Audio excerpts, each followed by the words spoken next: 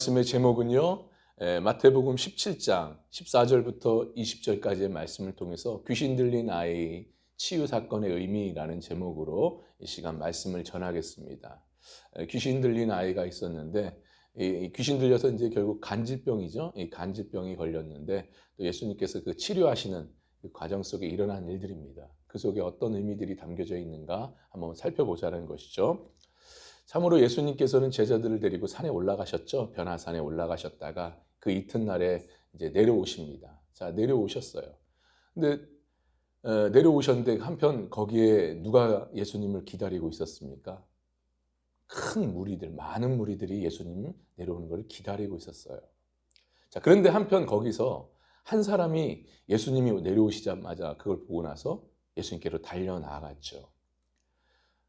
왜 달려나갔을까요? 내 아이 좀 고쳐달라고요.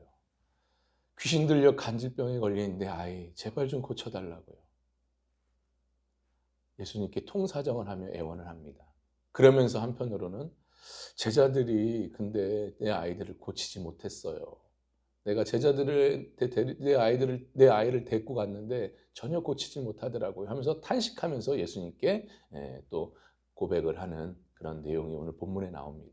오늘 우리가 볼 내용이 바로 여기예요. 여기까지인데, 자, 그렇다면 이 귀신 들린 아이 이 치유하시는 이 치유 사건 속에 과연 어떤 의미가 담겨져 있는가, 오늘 두 가지를 한번 살펴보려고 합니다. 자, 귀신 들린 아이 치유하시는 이 사건 속에 어떤 의미가 담겨져 있냐? 첫 번째입니다. 첫 번째, 주여 내 아들을 불쌍히 여겨달라고 고백을 합니다. 14절 15절이죠.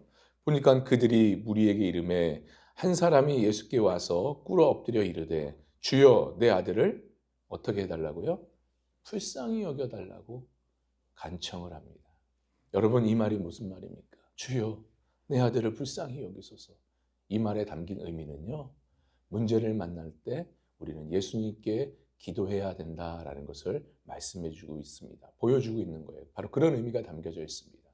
여러분, 우리가 문제를 만날 때 가장 먼저 해야 될 일은 뭡니까? 예수님께 나아가 기도하는 거예요. 그런 의미에서 여러분 오늘 이 자리에 잘 나오신 줄 믿습니다. 예, 잘 나오셨어요. 여기서 불쌍히 여기다라는 말이 나오죠. 이 불쌍히 여기다라는 이 뜻이 뭘까요? 가엾게 생각하다, 자비를 베풀다, 이런 뜻이 담겨져 있어요. 그러니까 지금 간질병에 들려서 이제 귀신이 들려서 간질병에 걸린 이 아이의 아버지는 지금 자신의 아들의 이 문제를 놓고 예수님께 나아가 가엾게 여겨달라고 지금 부탁을 하는 겁니다. 간청을 하는 거예요. 자비를 베풀어 달라고 지금 예수님께 기도하고 있는 겁니다. 오늘 본문을 보세요. 아이의 나이는 정확히 밝혀 있지 않지만 이 아이가 지금 간질병, 아주 악질적인 이 병에 걸려 있다라는 거예요. 여러분, 이 병에 걸린 이 간질병이 어떤 병입니까? 시도 때도 없이 발작을 일으키는 병 아닙니까? 그렇기 때문에 이 가족들이 얼마나 괴로웠겠냐라는 거예요. 이 지켜보는 가족들 정말 괴롭죠. 보세요. 같이 식사하다가도, 같이 대화하다가도, 또 함께 TV 보다가도 갑자기 거품 물고 쓰러진다라는 거예요. 그걸 지켜보는 가족들, 특히 이 본문에 나오는 이 아버지, 그걸 볼 때 얼마나 마음이 찢어지고 가슴 아프겠냐는 거예요. 매일 그걸 보면 고통 속에 사는 거죠. 어떻게 보면 지옥 속에 사는 겁니다. 그러다 보니까 마음이 어떻겠습니까? 가난해졌겠죠. 정말 어떻게든 뭐라든 방법이 있으면 치료해주고 싶은데 이게 없으니까 막 더 마음이 가난해지는 겁니다. 그러다가 예수님을 만난 거죠. 그래서 예수님께 나아가 불쌍히 여겨달라고, 정말 가난한 심정으로, 지푸라기 잡는 심정으로 불쌍히 여겨달라고, 내 아이 이 문제 정말 가엾게 여겨달라고, 자비를 베풀어 달라고 예수님께 지금 기도했다라는 거예요. 그러니까 자신의 문제도 그렇고, 자신도 그렇고, 이 아이도 그렇고, 정말 불쌍히 여겨달라고 지금 애원하고 있는 겁니다. 간절히 간청하고 기도하고 있는 겁니다. 사랑하는 여러분, 우리가 정말 뜻하지 않는 문제를 만날 때, 정말 내 힘으로 풀 수 없는 그 문제를 만날 때 우리가 제일 먼저 해야 될 일이 뭐겠습니까? 고민하고 걱정하고 근심에 빠지는 것이 아니라 제일 먼저 해야 될 일은 예수님께 나와 우리가 기도해야 될 줄 믿습니다. 하나님, 불쌍히 여겨달라고, 나의 문제를 가볍게 여겨달라고, 자비를 베풀어 달라고 하나님 앞에 간절히 기도할 수 있는 우리가 될 수 있기를 주님의 이름 간절히 축원합니다. 여러분 히스기야를 보세요. 히스기야 왕 잘 아시죠? 열왕기하 19장에 보면은 당시 이스라엘 그 나라에 아수르 군대가 18만 5천 명이 쳐들어왔어요. 그래서 예루살렘 성을 포위해 버립니다. 그러면서 이 아수르 왕 사네립이 히스기야 왕에게 최후 통첩을 보내죠. 편지를 써서 최후 통첩을 보냅니다. 너 백기들고 항복하지 않으면 이 성을 공격해 버리겠어. 딱 이런 최후 통첩이었죠. 자, 히스기야 입장에서 볼 땐 지금 어떤 상황입니까? 솔직히 끝났어요. 끝난 상황입니다. 백기 들고 투항해야 될 상황이에요. 보세요. 지금 포위가 됐기 때문에 어느 누구한테 도움을 요청할 수 있는 상황이 안 됩니다. 못해요. 그리고 있는 거라고는 전쟁에 두려워 떨고 있는 백성들, 신하들 뿐이에요. 그리고 군대라고 하고는 얼마 되지 않는 군대. 이거 가지고 뭘 싸우겠습니까? 그냥 끝난 상황입니다. 솔직히. 근데 히스기야 왕은 이때 뭐 합니까? 열왕기하 19장 14절 15절에 이렇게 말씀하고 있습니다. 14절 히스기야가 사자의 손에서 편지를 받아보고 여호와의 성전에 올라가서 히스기야가 그 편지를 여호와 앞에 펴놓고 그 앞에서 히스기야가 기도하여 이르되 라고 하네요. 편지를 펴놓고 누구의 편지? 사네립이 보낸 최후의 통첩의 그 편지를 펴놓고 하나님 앞에 간절히 기도했다라는 거예요. 하늘이 하나님께 기도했습니다. 그러니까 오늘 본문에 나오는 이 귀신 들려 간질병에 걸린 이 아이의 아버지처럼 정말 이스라엘 백성들 그리고 자신을 불쌍히 여겨달라고 가엾게 여겨달라고 자비를 베풀어 달라고 하나님께 간절히 기도했다라는 거예요. 자, 그랬더니 그 결국 어떻게 됩니까? 열왕기하 19장 35절에 보니까 어떤 일이 벌어지죠? 하나님께서 히스기야 왕의 그 기도를 들으셔서 불쌍히 여겨주셔서 그날 밤에 여호와의 군대를 보내십니다. 사자를 보내셔서 그 18만 5천 명을 다 싸그리 전멸시켜 버리시죠. 아침에 일어나니까 18만 5천 명의 송장이 쫙 깔려 있던 거예요. 할렐루야. 여러분, 기도 외에는 이런 유가 나가지 못한다고 주님 말씀하지 않습니까? 여러분, 기도입니다. 문제를 만났을 때 우리가 제일 먼저 해야 될 일은 예수님께 나아가 불쌍히 여겨달라고 기도해야 될 줄 믿습니다. 여러분, 우리가 기도해야 될 이유가 뭐겠습니까? 사람이 기도할 때는 사람의 일로 끝나지만 사람이 기도할 때는요, 누구의 일이 되는 거예요? 그 일은 하나님의 일이 되는 거예요. 하나님의 일이 될 때는 하나님께서 직접 손을 댈 때는 이미 끝나버리는 겁니다. 그러니까 우리는 하나님께, 우리 예수님께 기도해야 될 줄 믿습니다. 정말 뜻하지 않는 문제, 생각지도 않는 문제, 정말 내가 할 수 없는, 내가 풀 수 없는 문제를 만날 때 우리가 가장 먼저 해야 될 일은 히스기야 왕처럼, 누구처럼? 또 이 아버지처럼 정말 예수님께 나아가 불쌍히 여겨달라고 간절히 기도할 수 있는 저와 여러분 될 수 있기를 주님의 이름으로 간절히 축원합니다. 축원합니다. 자, 귀신 들린 아이의 치유 사건의 의미 두 번째입니다. 두 번째 어떤 사건, 어떤 의미가 담겨져 있느냐? 두 번째는 바로 믿음이 없고 패역한 세대여라고 말씀하시죠.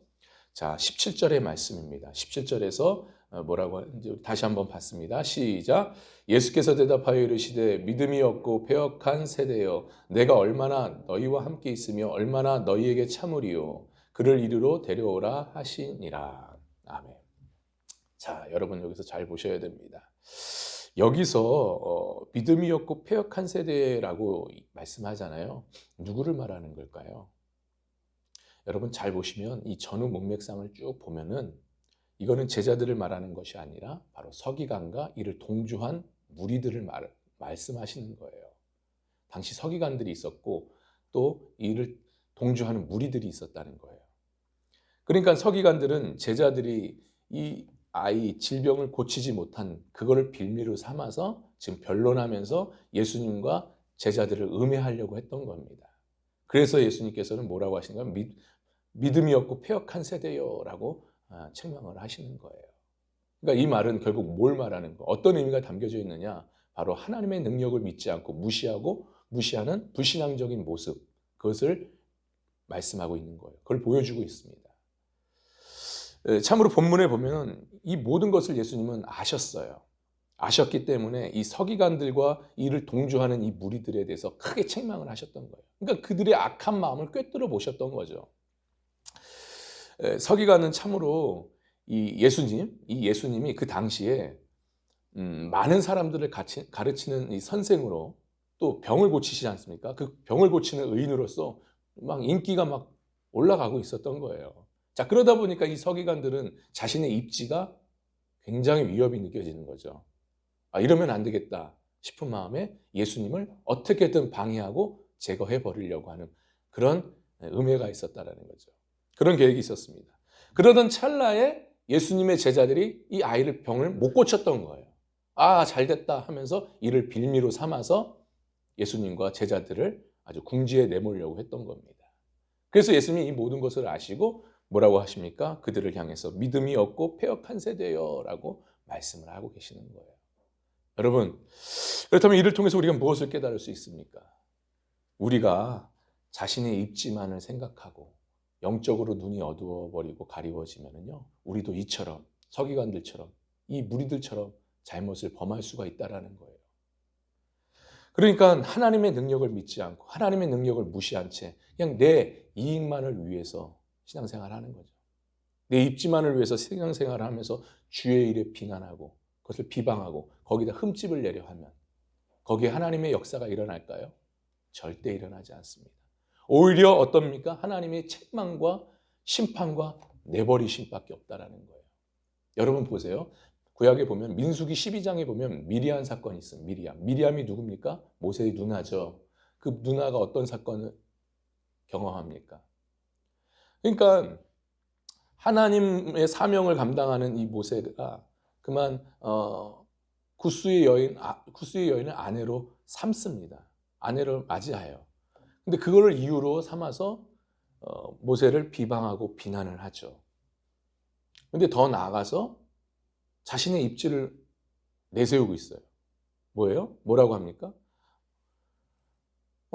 하나님께서만 모세에게 말씀하시느냐? 아니다. 우리에게도 말씀하신다라고 얘기하고 있는 거예요. 그러니까 자신의 입지를 내세우는 거죠. 주의 일을 비방하면서 비난하면서 흠집하면서 자신의 입지를 내세우고 있습니다. 누구처럼? 이 서기관들처럼. 자, 그랬더니 어떻게 합니까? 하나님께서 그에 대해서 책망을 하시죠. 책망할 뿐만 아니라 그를 문둥병 걸리게 만들어서 그 진 밖으로 내쫓았더라라는 거예요. 여러분, 진 밖으로 내쫓았다는 것은 하나님의 통치 영역에서 내쫓아 버렸다는 거예요. 이거 무서운 일입니다, 여러분. 이건 간단한 문제가 아니에요. 보통 일이 아니에요. 이건 정말 심각한 문제예요, 여러분. 하나님께 내침받은 것은 끝난 거예요, 이제. 근데 그때 훗날에 어떻게 됩니까? 모세와 아론의 기도를 통해서 다시금 치료받고 돌아오죠. 다시금 복귀합니다. 은혜죠, 은혜. 그러니까 여러분 이걸 잘 아셔야 돼요.